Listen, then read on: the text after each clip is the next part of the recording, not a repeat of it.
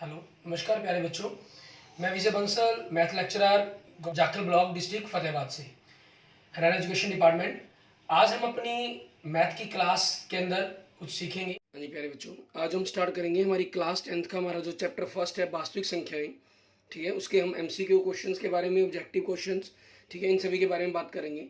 इनमें हम सबसे पहले हमारे पास हम कुछ मुख्य अवधारणाएं और परिणाम के बारे में बात करते हैं।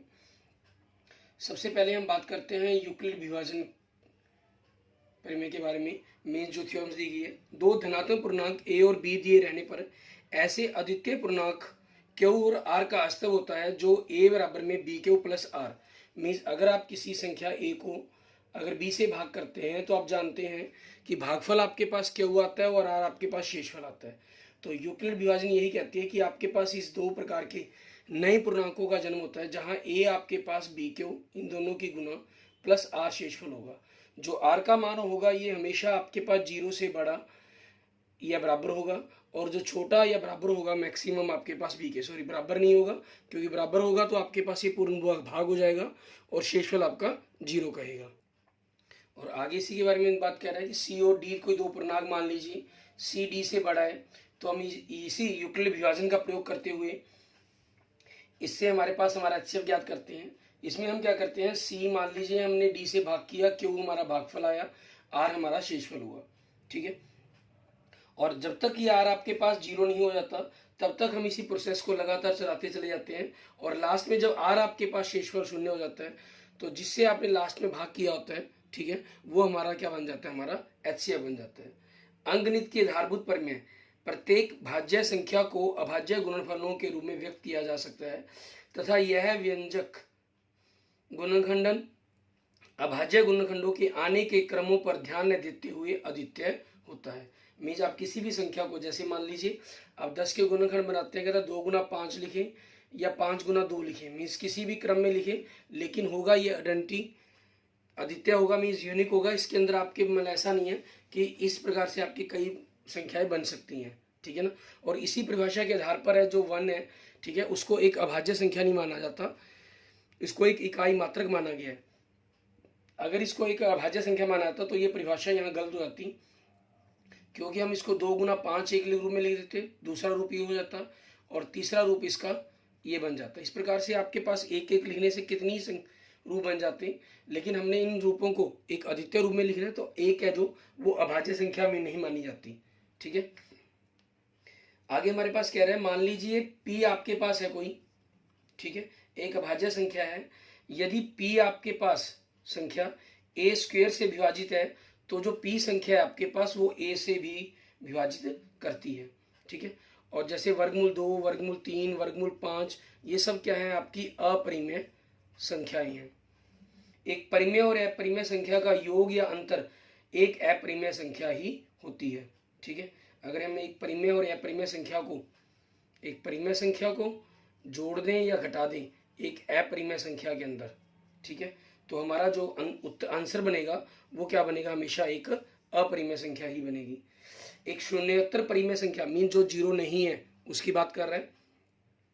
ऐसी संख्या को हम क्या करते हैं, अगर एक शून्योत्तर परिमेय संख्या और एक अपरिमेय संख्या का गुणनफल या भागफल एक अपरिमेय संख्या होगा, मीन्स परिमेय को अपरिमेय से अगर हम गुना करेंगे तो हमारे पास जो आंसर आएगा वो भी क्या होगा, एक अपरिमेय संख्या होगा। गुना की बात करें या भाग की, सिर्फ 0 को नहीं, क्योंकि 0 के कारण हम भाग कर नहीं सकते, उसका उत्तर ये लिखा गया एक शून्योत्तर, मीन्स 0 को छोड़कर एक्सेप्ट 0 आपके पास।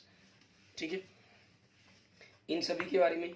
और इसी पर आगे देखते हैं, हमारे पास कुछ और कंसेप्ट हमारे, हमें कह रहा है कि दो धनात्मक पूर्णांक a और b के लिए HCF, ठीक है, मान लीजिए पूर्णांक है a b, इनके लिए हमारा HCF और इनका जो LCM है, इनका गुणनफल आपके पास इन दोनों संख्याओं के गुणनफल के बराबर होता है। आगे मान लीजिए x बराबर में p बराबर कोई q संख्या है, ठीक है, जहाँ p और q क्या होंगे, आपके पास सहअभाज्य है। सहअभाज्य का मतलब क्या हुआ कि उनका जो HCF है वो आपके पास एक है, एक परिमेय संख्या है जिसका दशमलव प्रसार शांत है, तब q जो अभाज्य संख्या है, ठीक है, अगर इसका दशमलव प्रसार आपको कह रहा है शांत हो, तो जो q है इसके जो गुणनखंड होंगे वो 2 और 5 होंगे, वो उनकी घात वो कुछ भी हो सकती है, mn, मीन्स कोई भी आपके पास पूर्णांक हो सकता है, ऋणात्मक पूर्णांक कुछ भी, प्लस माइनस में किसी भी रूप के अंदर ये आपके पास हो सकते हैं। ठीक है, ऋणेतर पूर्णांक मीन्स इनको एक पॉजिटिव संख्याओं के रूप में माना जाता है कि ऋण नहीं होंगे, ऋण को छोड़कर, नेगेटिव नंबर को छोड़कर, नेगेटिव नंबर को छोड़ के तो 0 1 2 3 आपके पास ये सारी संख्याएं। आगे कह रहे हैं, मान लीजिए x बराबर पी क्यू एक परिमेय संख्या इस प्रकार से है कि क्यू के भाज्य गुणनखंड 2 की घात m और 5 की घात n के रूप के नहीं है, जहां m और n ऋणात्मक पूर्णांक है, मीन्स आपके पॉजिटिव नंबर्स ही हैं, तब जो x आपके पास बन जाएगा, नंबर बन जाएगा, वो क्या बन जाएगा, आपका अशांत आवर्ती दशमलव प्रसार बन जाएगा। ठीक है, ये आगे आपके पास दो प्रकार के अंदर बदलता है। एक ही बदलता है आपके पास आवर्ती, ठीक है, दशमलव प्रसार, ठीक है, और एक ये बदलता है आपके पास अनावर्ती दशमलव प्रसार। और जो अनावर्ती दशमलव प्रसार, अशांत अनावर्ती दशमलव प्रसार होते हैं, इनको हम अपरिमेय संख्याएं बोलते हैं। ठीक है, ये क्या होते हैं, हमारे पास अपरिमेय संख्याओं के रूप में होते हैं, और जो आवर्ती होते हैं वो आपकी परिमेय संख्याएं बनाते हैं। ठीक है, इंग्लिश में हम इसे terminating, non terminating, recurring, non recurring या रिपीटिंग, नॉन रिपीटिंग भी कह लेते हैं आपके पास। ठीक है, अब इसी पर हम आगे बात करते हुए कुछ बहुविकल्पीय प्रश्न देखते हैं। ठीक है, कि उनको हम किस प्रकार से सॉल्व करेंगे। हमारे पास जैसे कह रहा है प्रत्यक्ष प्रश्न 1 मीन्स एग्जाम्पल नंबर 1 दे रहा है आपको, इसमें हमें क्या करने के लिए कहा गया है, परिमेय संख्या 33 बटा में 2 की घात 2 5 का दशमलव प्रसार निम्नलिखित के बाद समाप्त होता है। ठीक है, कितने दशमलव के स्थान के बाद समाप्त होगा। इसमें क्या करते हैं हम, हमेशा 2 की घात 2 और 5 की घात 1 है, तो जो बड़ी घात है उतने अंकों के बाद होगा हमेशा, क्योंकि आप इसको सही करने के लिए क्या करेंगे, जो इनके 2 और 5 का गुना 10 बनता है, तो इनके 10 के युग्म बनाने की कोशिश की जाती है। ठीक है, 10 की घात बनाने की कोशिश की जाती है, तो आपके पास इसका आंसर क्या बनेगा, 2 दशमलव स्थान के बाद तक, मीन्स एग्जाम आपका जो बन जाएगा ऑप्शन बी बन जाएगा। यूक्लिड विभाजन परिमेय कहती है कि दो धनात्मक पूर्णांक ए और बी के लिए ऐसे अद्वितीय पूर्णांक क्यू और आर का अस्तित्व होता है जहां ए बराबर में बी क्यू प्लस आर है, जहां आर निम्नलिखित कोष अवश्य संतुष्ट करेगा। जो आर है आपके पास वो क्या होगा, वो हमेशा 0 से बड़ा या बराबर और बी से छोटा होगा, ऐसा ऑप्शन सी में दिया गया आपको। क्लियर, इस प्रकार से आपके पास ये बन जाएगा। नेक्स्ट देखते हैं हम, हमारे पास हमारा क्वेश्चन नंबर 1, इसके अंदर हमें करने के लिए क्या कह रहे हैं, हमें कह रहा है किसी पूर्णांक m के लिए प्रत्येक सम पूर्णांक निम्नलिखित रूप का होता है। ठीक है, हमें किसी पूर्णांक के लिए बताना है कि वो क्या होगा, किसी पूर्णांक m के लिए, कोई भी पूर्णांक m, और हमें बात कर रहे हैं सम संख्या की, सम संख्या की बात कर रहे हैं तो 2 से गुना कर दें, 2 से गुना का मतलब ये क्या हो गया, आपका ऑप्शन सी हो गया। नेक्स्ट देखिए, किसी पूर्णांक q के लिए प्रत्येक विषम पूर्णांक, कोई भी संख्या m, वो सम विषम कुछ भी हो सकती है, इसको अगर मुझे विषम रूप में लिखना है तो 2 मैं जोड़ दूंगा। ठीक है, इसमें एक आपका जोड़ दिया जाएगा या घटा दिया जाएगा, यहाँ क्यू शब्द कहा था तो क्यू हो जाएगा 2q प्लस 1 या 2q माइनस 1, इन्होंने ऑप्शन में 2q प्लस 1 दिया हुआ है, तो ये बन जाएगा, मीन्स ऑप्शन आपके पास क्या हो जाएगा, आपका डी हो जाएगा। ठीक है, नेक्स्ट देखेंगे आपके पास क्वेश्चन नंबर 3 हमारा। क्वेश्चन नंबर 3 में क्या कह रहे हैं, संख्या n की घात 2 माइनस 1 8 से विभाज्य होती है, ये 8 से भाग हो रही है कहता। ठीक है, मीन्स 8 का कोई ना कोई मल्टीप्लायर बनेगा, यदि n, ठीक है, यहाँ पर n क्या होनी चाहिए आपके पास, 8 प्लस 1 9, मीन्स n आपके पास क्या बन गई 3। ठीक है, एक विषम संख्या बन रही है आपके पास ये। ठीक है, और अगर आप चेक करना चाहे तो अगला भी चेक कर सकते हैं, 16 मान लीजिए, 16 में 1 जोड़कर 17 बनती नहीं, 24 में 1 जोड़ा 25 बनेगा आपका, और 25 से n क्या आएगा 5, ये भी विषम संख्या बन रही है आपके पास। ठीक है, तो हमारे पास क्या हो जाएगा, मीन्स आपका विषम संख्या, और विषम संख्या ऑप्शन कौन सा दे रहा है, ये हमें ऑप्शन सी दे रहा है। ठीक है, इसके बाद देखते हैं नेक्स्ट हमारा क्वेश्चन नंबर 4। ठीक है, इसके अंदर हमें क्या कह रहा है करने के लिए, क्वेश्चन नंबर 4 में कह रहा है 65 और 117 के HCF को, सबसे पहले तो हम 65 और 117 का HCF देखें, दोनों 13 के पहाड़े पर आते हैं, 13 पंजे 65, 13 ना 117। ठीक है, 13 HCF होगा, हम 65m माइनस 117 के रूप में लिख सकते हैं, ये भी HCF ये भी HCF दोनों बराबर रख लिए, तो 65m 117 प्लस 13 130 हो गया, तो m यहाँ से कितना हो गया 2। ठीक है, तो m का मान पूछ रहा है आपसे, m 2 आ गया, मीन्स ऑप्शन बी बन गया आपके पास आपका क्वेश्चन का आंसर। नेक्स्ट देखेंगे क्वेश्चन नंबर 5, इसके अंदर हमें क्या कह रहा है करने के लिए, वह सबसे बड़ी संख्या, ठीक है, जिसे 70 और 125 को विभाजित करने पर क्रमशः शेषफल 5 और 8 प्राप्त हो, हमें वो बतानी है वो कौन सी संख्या होगी। ठीक है, कि हम 70 और 125 को भाग करें और हमारे पास 5 और 8 शेषफल के रूप में बचे। वैसे तो आप 65 और 117 के बारे में देख सकते हैं, 65 में से 5 घटा देंगे 70 बचेगा, 5 जोड़ दें 17 में 8 जोड़ दें 125 बनेगा। तो 70 और 125 संख्याएं बन रही है हमारी, और इनका HCF कितना 13, तो मीन्स आपके पास 13 ऑप्शन बन जाएगा, मीन्स ऑप्शन ए हो जाएगा। ये तो हमारे पास ऊपर संख्याएं पड़ी थी, हमने उन्हीं चीज़ों से जज कर लिया, चीज़ों को देखा। ठीक है, और वैसे मेथड क्या रहेगा आपके पास, आपके 5 और 8 शेषफल की बात की है तो हमने उनको घटा देंगे। ठीक है, घटाने पर आपके पास जो संख्याएं बनी उसका आप HCF ज्ञात कर लेंगे। ठीक है, नेक्स्ट देखेंगे क्वेश्चन नंबर 6 हमारा, इसमें क्या कह रहा है, जब दो धनात्मक पूर्णांक a और b को a बराबर में x की घात 3 y की घात 2 और b को हम x y की घात 3 के रूप में व्यक्त करते हैं, तो जहां x और y अभाज्य संख्याएं हैं तो इनका HCF क्या होगा, कॉमन देखना होता है इनके अंदर हमें। एक x कॉमन है, 2 y कॉमन है, तो x y की घात 2 बनेगा आपका, इट मीन्स ऑप्शन बी आपके पास इसका HCF हो जाएगा। ठीक है, नेक्स्ट देखते हैं क्वेश्चन नंबर 7, यदि दो धनात्मक पूर्णांकों को p और q को p बराबर में a b की घात 2, q बराबर में a की घात 3 b, p कह रहा है a b की घात 2 और q कह रहे हैं हमें a की घात 3 b। एलसीएम की बात की है तो घात बड़ी लिखेंगे, a की घात 3 हो जाएगा और b की घात 2 आपके पास। ठीक है, ये आपके पास आपका एलसीएम हो जाएगा, और ऑप्शन के तौर पर देखें तो ऑप्शन क्या बनेगा आपका सी। ठीक है, ये हमारे पास हमारे क्वेश्चन का आंसर बन जाएगा। क्लियर। इसके बाद देखते हैं हमारे पास हमारा नेक्स्ट क्वेश्चन, क्वेश्चन नंबर 8। ठीक है, इसके अंदर हमें किस प्रकार से हम इसको सॉल्व करेंगे। क्वेश्चन नंबर 8 के अंदर हमें कह रहा है एक शून्योत्तर परिमेय संख्या मीन 0 को छोड़कर एक अपरिमेय संख्या का गुणनफल।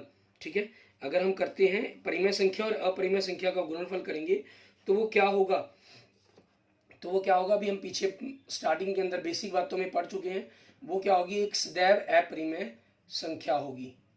ठीक है, क्योंकि आप पूरे परफेक्ट रैशनल परिमेय संख्या को अपरिमेय संख्या से गुणा कर रहे हैं, तो कटने के अपरिमेय के किसी भी प्रकार से कोई चांसेस नहीं है, इट मीन्स ऑप्शन ए बन जाएगा आपके पास।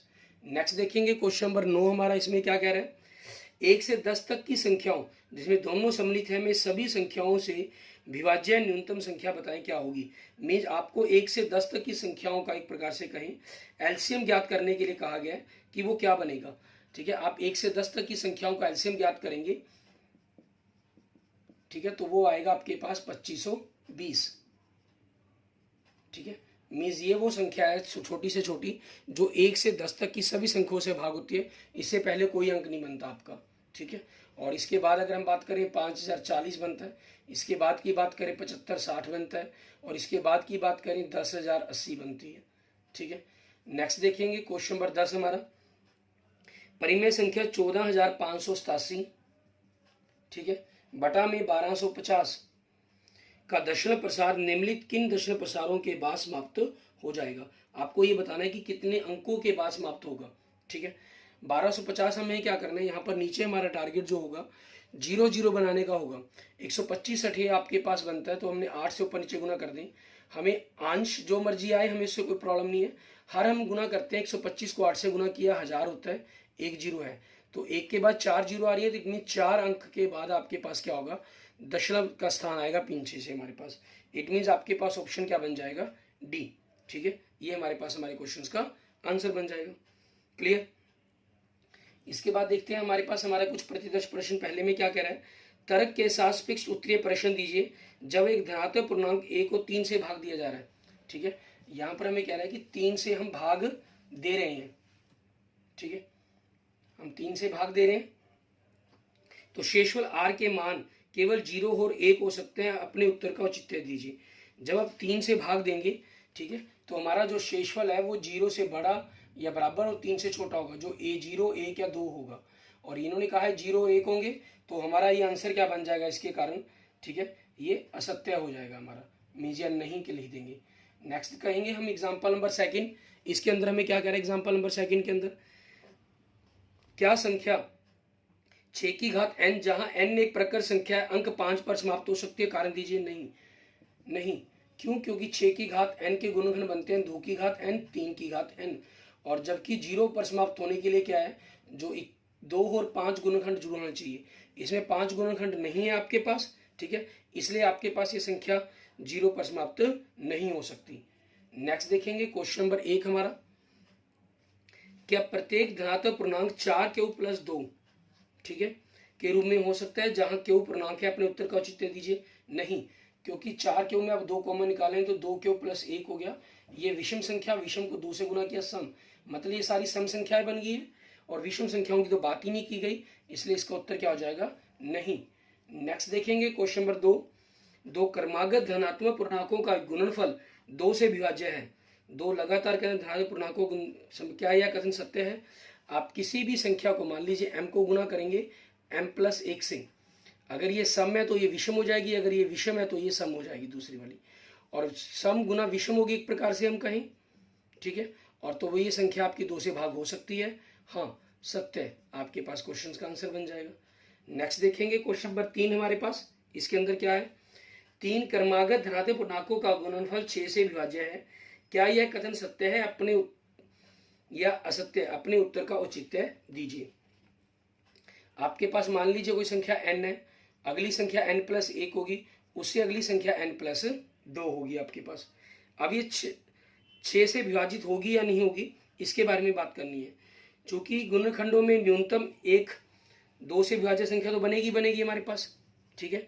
अगर आपके पास ये सम संख्या है तो विषम सम, अगर ये विषम है तो विषम सम विषम, ठीक है, मतलब 2 से भाग होगी। अब बात रही हमारे पास 3 से, 3 से भाग होने में क्या होता है, आपके पास वो संख्या या तो 0 शेषफल बचेगा या 1 बचेगा या 2 बचेगा आपके पास शेषफल, ठीक है, इनके रूप में बात की गई है। तो इन 3 लगातार संख्याओं का अगर हम बात करते हैं, 3 के क्रमागत के अंदर बात करते हैं, ठीक है, 0 शेषफल बच गया मान लीजिए इसके अंदर, तो ये 3 से भाग होगी। अगर इसमें 0 शेषफल बचा है, क्योंकि 3 से ज़्यादा संभव ही नहीं है, लगातार कोई भी अंक सोच ले, मान लीजिए 10 लिखा, 11, 12, तो एक अंक संख्या तो हमारी आएगी ही आएगी हमारे पास, जो 3 से भाग हो सकती है, ठीक है, इसलिए ये संख्या 6 से विभाजित हो जाएगी और हमारा आंसर क्या बन जाएगा? सत्य, ठीक है, ये हमारे क्वेश्चन का आंसर हो जाएगा। एंड नेक्स्ट देखेंगे हम क्वेश्चन नंबर आगे 4, ठीक है, इसके अंदर हमें क्या करना होगा वो देखते हैं। क्वेश्चन नंबर 4 में कहना, लिखिए कि क्या किसी धनात्मक पूर्णांक का वर्ग 3m प्लस 2 का रूप में हो सकता है जहां m एक प्रकर संख्या है, ठीक है। आप किसी का भी पूर्णांक वर्ग करें, मान लो 1 का वर्ग किया 1, 2 का वर्ग किया 4, 3 का वर्ग किया 9, 4 का वर्ग किया 16, 5 का वर्ग किया 25, 3 से भाग दिया तो एक शेषफल, 3 से एक शेषफल 0, 1, 1 और 6 के अंदर फिर 0, मतलब शेषफल वर्ग करने के बाद वाली संख्याओं में सिर्फ 0 या 1 बचता है, 2 तो बचता ही नहीं। तो आपके पास इस क्वेश्चन का आंसर क्या हो जाएगा? नहीं, या असत्य कह देंगे।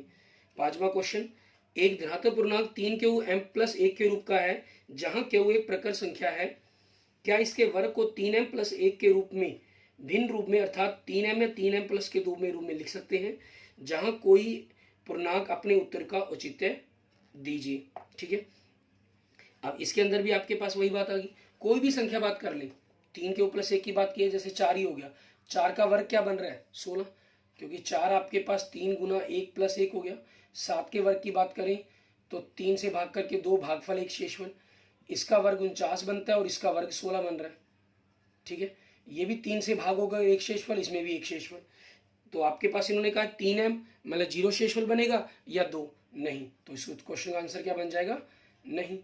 एंड नेक्स्ट देखेंगे क्वेश्चन नंबर 6, दोनों ही संख्याओं 525 और 3000 केवल 3, 5, 15, 25 और 75 से विभाजित है।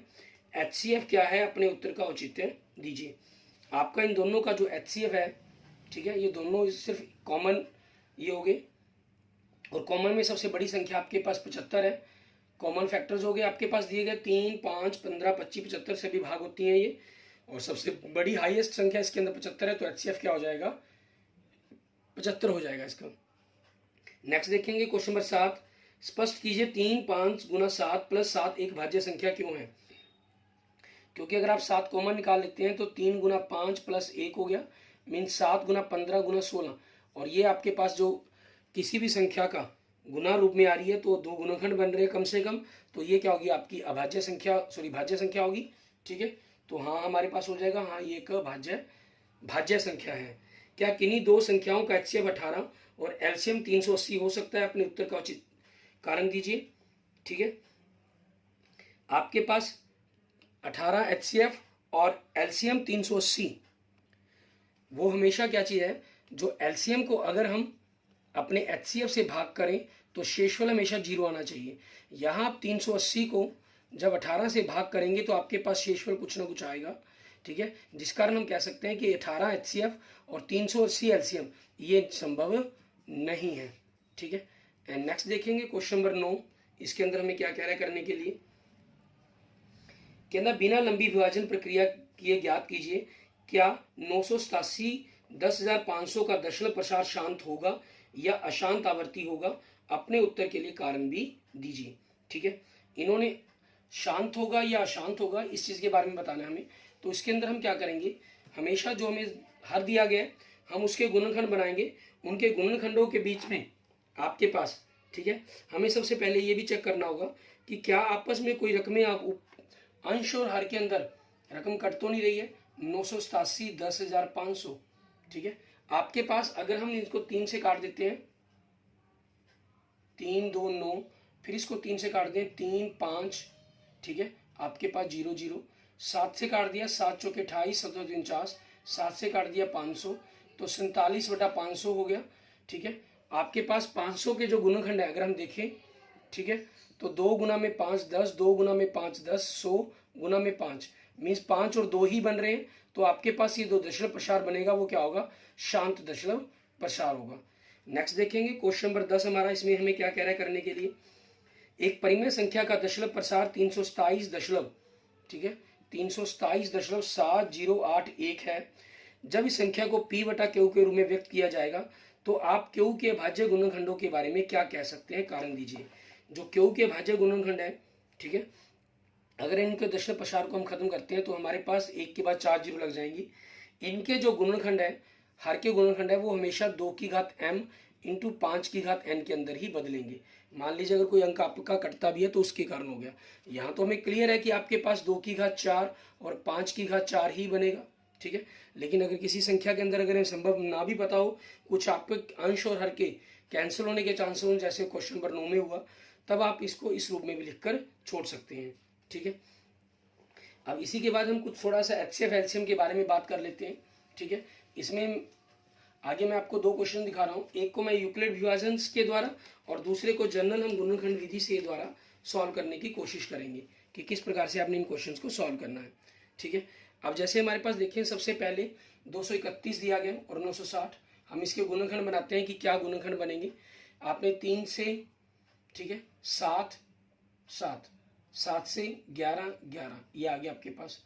दूसरी संख्या आपके पास क्या है, 396, 3 पे भाग किया 1 3 2, ठीक है, आपके पास फिर 3 से भाग किया तो 4 4, फिर 2 से भाग किया 22, फिर 2 से भाग किया 11 11 1, तो आपके पास देखिए 231, 3 की घात 1, 7 की घात 1, 11 की घात 1, और 396 आपके पास 3 की घात 2, 2 की घात 2, 11 की घात 1, ये आया आपके पास। ठीक है, अब हमें क्या ज्ञात करना है, इनके अंदर इन्होंने कहा है HCF ज्ञात करें। HCF में 3 की घात 2 1, तो 1 लिखेंगे, 7 की घात 2, 2 की घात 2, उसमें कोई कॉमन नहीं है, 11 की घात 1 कॉमन, तो आंसर क्या बन गया आपके पास, 33। ठीक है, ये आपके क्वेश्चन का आंसर बन जाएगा। अब अगर इसी के दूसरे भाग को देखें हम, ठीक है, इसके अंदर संख्याएं क्या दे रहा है, 2160, इसको मैं यूक्लिड विभाजन से करके देखते हैं। 2160 को अगर आप 847 से भाग करेंगे तो आपके पास 2 पर चला जाएगा, 3 से भाग नहीं होगा ये। ठीक है, 1694 बनेगा प्लस 446 आपके पास आपका शेषफल बचेगा। अभी शेषफल 0 नहीं आया तो आप आगे भाग करेंगे। अब 847 को आप 466 से भाग करेंगे, 466 दूनी आपके पास लगभग 900 से ऊपर बनता है, तो ये 1 पर ही भाग होगा और शेषफल आपके पास 381 आएगा। क्योंकि शेषफल आपके पास 0 नहीं आया तो आप 466 को फिर 381 से भाग करेंगे, एक भागफल आएगा और शेषफल आपके पास यहाँ पर क्या आ जाएगा, 85 आ जाएगा। फिर आप 381 को 85 से भाग करेंगे, 85 एकम 85, 85 दूनी 170, 85 चौके की बात करें तो 340, पंजे 425 हो जाएगा, तो 4 पर जा रहा है और शेषफल आपके पास 41 बच गया। 85 को आपने 41 से भाग किया, 41 दूनी 82 और 3 शेषफल। फिर 41 को आपने 3 से भाग किया, ठीक है, 13 3 39, 2 आपके पास आपका शेषफल। फिर आपने 3 को 2 से भाग किया, 2 एकम 2, 1 आपका शेषफल, ठीक है। फिर आपने 2 को 1 से भाग किया, ठीक है, भागफल 2 आया, शेषफल 0। इट मीन्स लास्ट में आपके पास 1 आ रहा है, तो इसका मतलब आपके पास इस क्वेश्चन का HCF क्या बनेगा आपका, ठीक है, 1 बनेगा। क्लियर। और इस क्वेश्चन के अंदर आपको थोड़ा सा बहुत बताता हूँ। मान लो अगर आपको LCM ज्ञात करना होता तो 3 की पावर 1, 3 की पावर 2, 3 की पावर 2 बन जाता, 7 की पावर 1 तो 1, 2 की पावर 2 एक्स्ट्रा आपके पास 11 की पावर 1। आप इनकी गुना करते हो और वो आपके पास आपके क्वेश्चंस का आंसर बन जाएगा। क्लियर, ठीक है। इस तरीके से आपने इन सभी क्वेश्चंस को करके देखना है, इनके MCQ क्वेश्चंस को करके देखें। ये एग्जाम व्यू से आपके लिए काफ़ी इंपॉर्टेंट है। और कुछ जनरल सी संख्याएं भी हमारे पास कई बार पूछ ली जाती हैं, उनके बारे में ऐसे भी हम कुछ क्वेश्चंस में बात करते हैं। आपको कोई भी संख्या देकर, जैसे मान लीजिए वर्गमूल 2 दे दिया गया, बताएं ये कौन सी संख्या परिमेय है, अपरिमेय है, अपरिमेय, या आपसे अपरिमेय संख्या बताएं नीचे क्वेश्चनों में, वर्गमूल 2, वर्गमूल 3, वर्गमूल 4, वर्गमूल 5, इसमें परिमेय संख्या छांटे। 4 का वर्गमूल आपके पास 2 होता है तो आपकी ये परिमेय संख्या बन जाएगी। अगर अपरिमेय संख्या पूछी गई होगी तो 4, 9, मान लीजिए 16 ऐसे दे दिया गया, तो इनका वर्गमूल पूरा निकलता है, इसका नहीं निकल रहा, तो आपका ये आंसर हो जाएगा इसके अंदर, ठीक है। या फिर HCF LCM ज्ञात करने के लिए कहा जाएगा, वो आप गुणनखंड विधि का प्रयोग करें, यूक्लिड विभाजन का प्रयोग करें, वो आपकी मर्जी है। Clear, okay. Thank you friends, thank you students. अगर आपको मेरी वीडियो अच्छी लगी तो इसको लाइक करें, अपने दोस्तों मित्रों से इसको जरूर शेयर करें। अन्य किसी भी प्रकार की प्रॉब्लम के लिए आप मुझे मैसेज कर सकते हैं, कमेंट कर सकते हैं। और अगर आपने अभी तक मेरा यूट्यूब चैनल विजय जाखल बंसल मैथ को नहीं सब्सक्राइब किया है तो please subscribe my YouTube channel Vijay Jakhal Bansal math. Okay, thank you friends, thank you students.